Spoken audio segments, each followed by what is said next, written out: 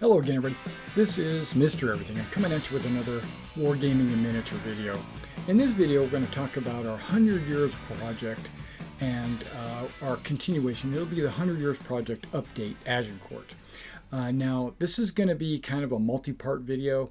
I'm not only going to be talking about the 100 Years War, but I'm also going to be talking about maybe a philosophy change. Something clicked in my head the other night that I wanted to share with you guys.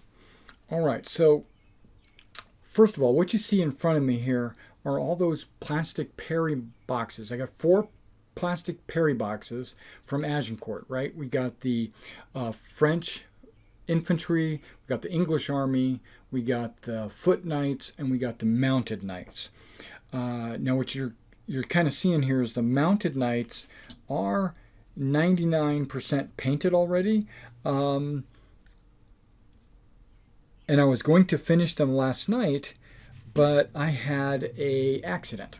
My shelves that are over the top of my computers came crashing down on top of my computer. Luckily, this happened while I was there, but not only on top of my computers, but off to the side of my computer desk is my work table section of my computer desk where I was doing the painting on these. I had reached up to the shelf to turn a light on, and when I did that, the whole shelf came crashing down. And luckily my computer and everything over there seems to be working just fine. Basically, because I was there, I was already reaching up for the light. When it started to come down, I just grabbed the shelf, pieces fell, things fell, and basically only half of it came disconnected from the wall. And basically I was able to save most of it. I mean, the top of my monitors are all scuffed up, but they're still working fine, for what I can tell. Well, unfortunately, this little popsicle stick took the blunt of the blow, knocked these 2 figures off the popsicle stick. And then, but really what happened was this figure here would have had a lance, but now it broke off right at his hand. So he's got the back part of his lance. Now I'm thinking, I don't know, I could cut the back part of his lance off and I could glue a sword in his hand or something. He's just holding it low like this.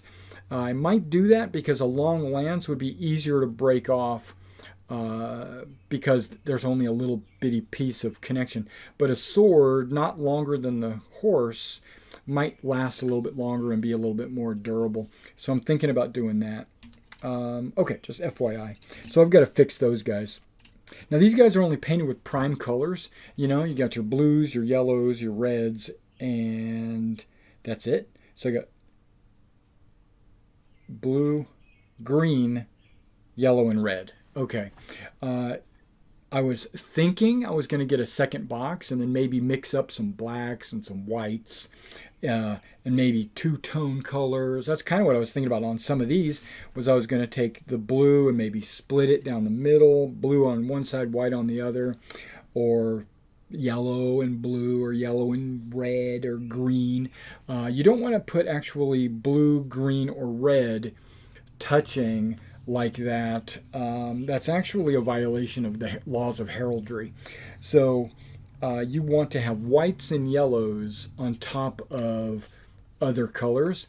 Now, if there's a divider or a split, or if something's a fur, I mean, I can go into the heraldry rules all day long and kind of explain all that to you. I was kind of a heraldry buff, kind of learned a little bit about all the nomenclatures for all the like lozenges and the piles and stuff like that, but chevrons and battlements, and there's a whole bunch of terminology for heraldry, but we're not really worried about that. My guys are going to be early Middle Ages, simple heraldry.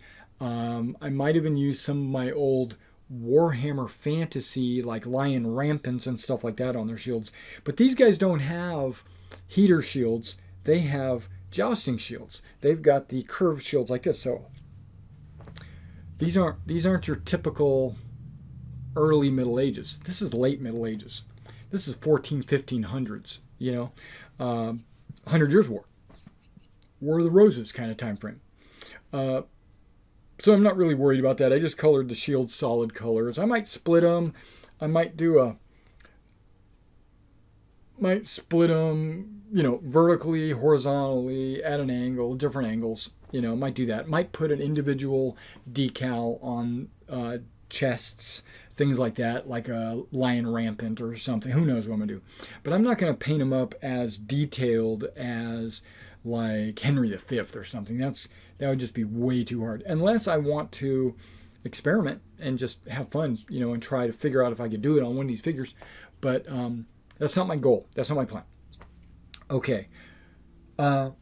Okay, so we were originally planning on putting these guys on 20 millimeter metal bases and then putting them down on a 40 by 40 magnetized movement base, right? For Hail Caesar, right? Because 40 by 40 is the Hail Caesar default. Now, I could do 50 by 50 Hail Caesar. It's totally doable. Am I doing that right now? No. I already have like 100 magnets and 100 bases, 40 by 40. So just imagine these are already done. I'm going to set that off because we're going to talk about that in a second. Okay, now I based these 4 guys up for Hail Caesar, and I was planning on gluing that, we're not gluing them, but magnetizing them to those bases, so I went with the 3/4 inch washers. That was my plan. And then there was a change. I don't want, and I've looked at Hail Caesar. Hail Caesar is designed to work with medievals because a Roman legionnaire with a shield and a sword is the same thing as a knight with a sword and a shield. It doesn't matter, right? Because a knight is not going to be fighting a Roman legionnaire, so you don't even have to worry about that. It's going to be knights versus knights, so if their numbers are the same, that's fine. And the way it works with the melee and the works very similar to Black Powder in a way where you got your melee, you got your shooting, you got your support units, you got your activation roles of your units, and you have your general leaders and stuff. So Black Powder is awesome. Hail Caesar is awesome for the Romans. But there was just something I couldn't put my finger on designing a good scenario. So what I was planning on doing was using Field of Glory's Storm of Arrows, because it has the English 100 Years' War, and it has medieval Welsh, it has Burgundians, it has the medieval French. So I could go through there and construct an army on the fly.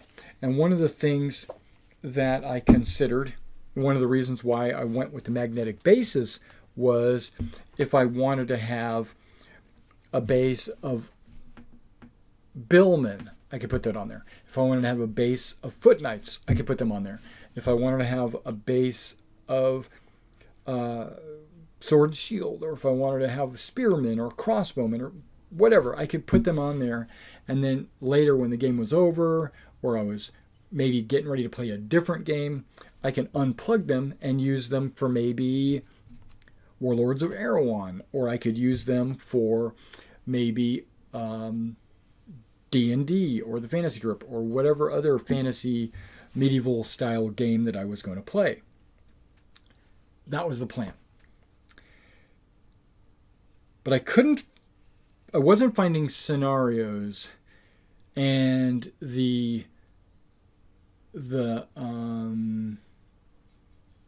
wasn't finding organization lists and stuff like that. They'd say that there's 1,000 crossbowmen and 400 knights, and I'm like, okay, but who participated in this battle? Like, what lords were there, and what unit types were they, and how were they mixed? Okay, yeah, they're men at arms, but are they carrying bills? Are they carrying hammers? Are they carrying axes? Or is it a mixture? And basically, I'm running into kind of a stumbling block.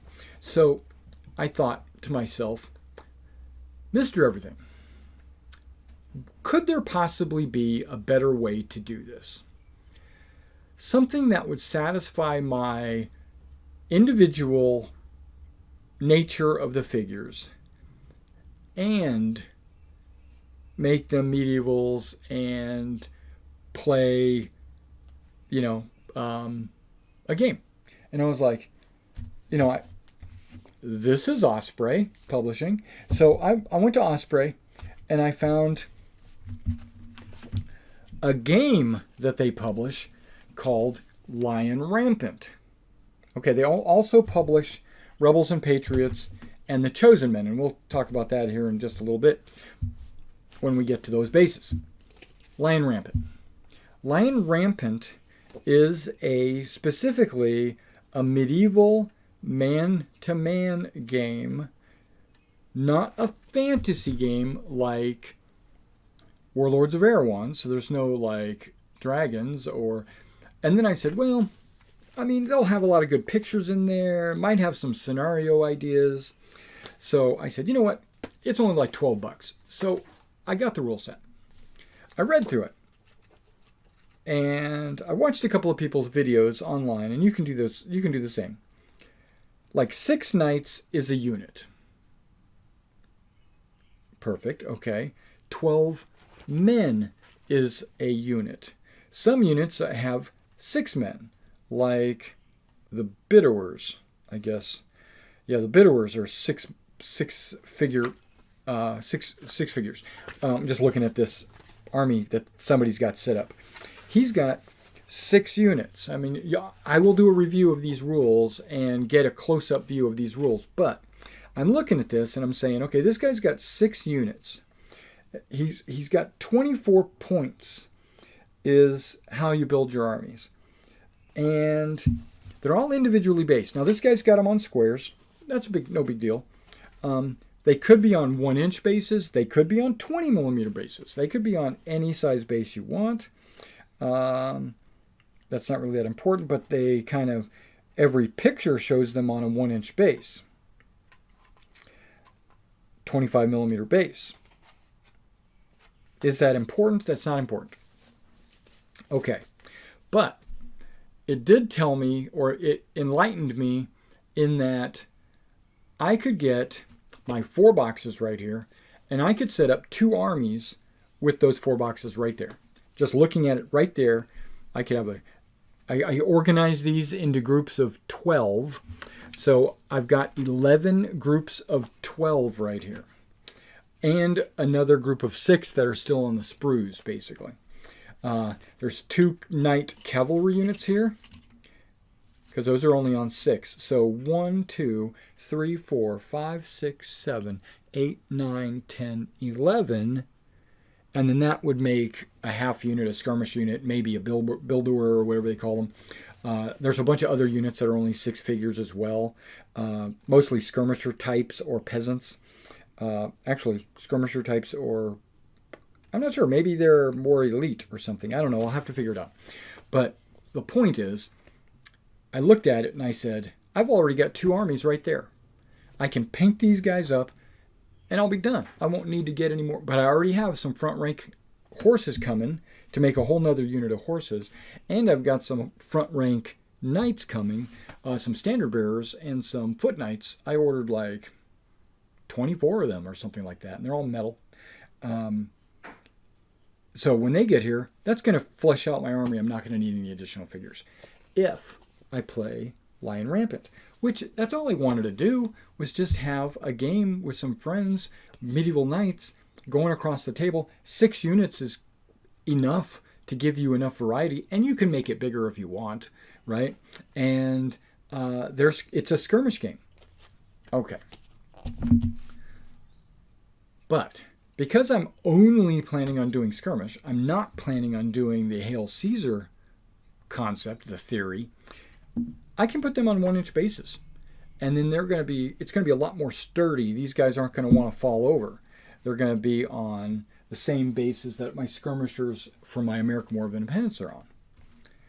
Okay. So I'm abandoning, I've already said I'm abandoning the 20 millimeter 40 millimeter base magnet concept for my 100 Years War. Okay. These knights were painted in 2 days. I sprayed the horses in 1 day. I sprayed the knights same day. That night, I painted all their fabric and glued them to their bases. And then I put a dark wash on them. Next day, I had planned to finish like the barding, the horses, the straps and stuff, and maybe belts, and maybe paint the lances a wood color or something. And then I was going to be done with those guys. So I anticipate these guys would be done in 1 more day. Perfect. Great. Some of these foot knights, paint them up, touch up some fabric, wash them, done. They're going to be done in like 1 day. These are all foot knights, foot knights, foot knights, foot knights, foot knights. These guys are all kind of archery / crossbowy / speary or whatever. These guys all have padded armor and stuff like that on. So that's going to be probably an actual prime / paint. But I might paint these all like a leather spray, like a really light tan or something, and then wash them, and then go back in and paint the flesh and the metal arms, or I might do the metal, like, I don't know how I'm going to do those guys, but I'm going to do them I'm going to do all of them probably in 2 or 3 days, and then I'm going to do all of those in like 1 day, and I'll be done with this. But I haven't dedicated a lot of time into actually painting because I've been struggling on exactly what I was going to do with them. But I looked at these rules. I like these rules. They're fast rules. Okay? They're D6 rules. You remove individual figures. That's kind of cool, like Warhammer, right? You have morale checks. You have activation rolls. It's basically Hail Caesar on a much smaller scale. Men are actually men. So my building is an actual building and not a city block. Yeah, I'm digging it. Okay, so I can build some individual terrain now. Okay, so we're gonna do that for my 100 Years War project. Is gonna be Lion Rampant. Perfect. Okay. Now here's the little bonus video, little add-on video. I did get, the whole reason why I even looked into Lion Rampant was because I heard a lot of good things about Rebels and Patriots. And when I was looking for Rebels and Patriots on the Osprey site, Lion Rampant would just slap me in the face. Okay. Rebels and Patriots. Same rules. It's a man-to-man game. Activate units. Move guys around. There's only like 12 guys in a unit, right? In a little regiment or whatever you want to call them. Maybe a squad, you know? You get like 6 squads and you make a company for your regiment or whatever you want to do on both the British. And so basically, all I would need is a force about this big for 2 armies. Okay. I already have my Brunswickers that I still haven't rebased. They're still on the old British Grenadier bases. I could pop them off and put them on 1-inch bases. I already have some skirmishers for the Princeton project. They're all on 1-inch bases. I could use them here. I got the dismounted dragoons. They're all on 1-inch bases. I got Indians there. I could put them on 1-inch bases. So basically, I've got the beginnings of some troops for this. That wouldn't be good enough for me because I got to get some. I got to get some British guys. I got to get some colonial guys.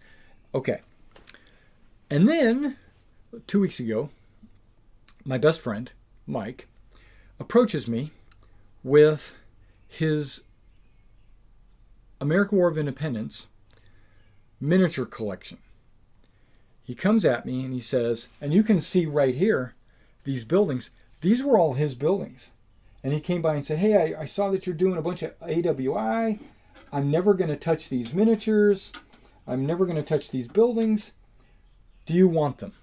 And I was like, yeah, man, I could use them. I could put them to good use, you know.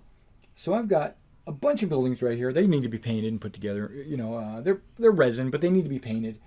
They're pretty awesome, really. So I got those buildings, and then he gave me like 30 bags of Old Glory miniatures. Maybe not 30, maybe I didn't count them. Maybe 15 bags. But still, 15 bags with 30 figures each, 18 figures each. No, that's cavalry. 30 figures each in a Old Glory bag, and there's about 20 of them, maybe 15, something like that. I've got a ton of lead, and this is all pewter. These are all pewter, different British and colonial troops. And he gave me, I don't know what I did with them, a couple of cannons right there. They can be rebased. And then some British grenadiers in the back. Those can be rebased for Rebels and Patriots. Put them on 1-inch washers. Now, I thought about this. I was like, well, I'm already doing black powder on a large scale. What if I put those on 20 millimeter bases and use these magnets? And then I will have American War of Independence, individual figures for Rebels and Patriots. But if I ever wanted to use them for black powder, I could. The only downside is I've already got a bunch of skirmishers and stuff like that on 1-inch bases. So, I don't know. I'm probably just going to do 1-inch bases. I don't know. I might have accidentally scrapped that whole process. Okay. While I was getting excited, the Chosen Men. Guess what this is? This is Napoleonic skirmish rules. Exactly the same rules. So you got units this big. They're skirmish. They move around. They roll dice for activation. You know, the numbers are the same. You know, the way you roll dice and the way the mechanics work are the same. There's differences. I'll have to go through and make sure that I'm not missing something.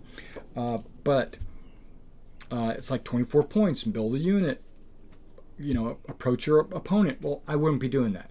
I'll be designing like scenarios like, okay, there's this village, or there's this, not even a village, there's going to be a farm, you know, with some fences, and you're defending it, and the British are coming up and they're trying to take Freeman's Farm or something. You know, who knows? Wow. So I'm going to be doing World War II and bolt action. Rebels and Patriots and black powder for American War of Independence. Hail Caesar for my Roman, Greek, German barbarians. I'll be using Warlords of Aeron. I got Antares. It looks like I'm going pretty heavy towards the man-to-man, right? The only game that's really holding its own is the Hail Caesar, which really isn't, because I'm using a Lion Rampant. So I don't know. Okay, so that's the part I just wanted to make. I'm planning on painting these guys up. I'm planning on putting them on 1-inch bases. I'm going to use them for my D&D game, obviously.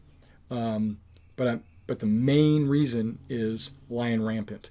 So that's part of the 100 Years War project. Now, I'm going to go back and kind of review all these rules. And I might even explain, you know, the differences between them and what makes them, why they didn't just publish one set of rules and call it like Osprey rules and then make it maybe twice as thick, or release supplements for each era. But I kind of think that's what each one of these is. Half the book is the era, and the first half is like all the same rules on all the books. I'm not sure. I'm gonna have to go through. I've only got these in yesterday. So, all right. So thanks for coming out and checking out this video, learning a little bit about my 100 Years War Project, and I'll catch you next time.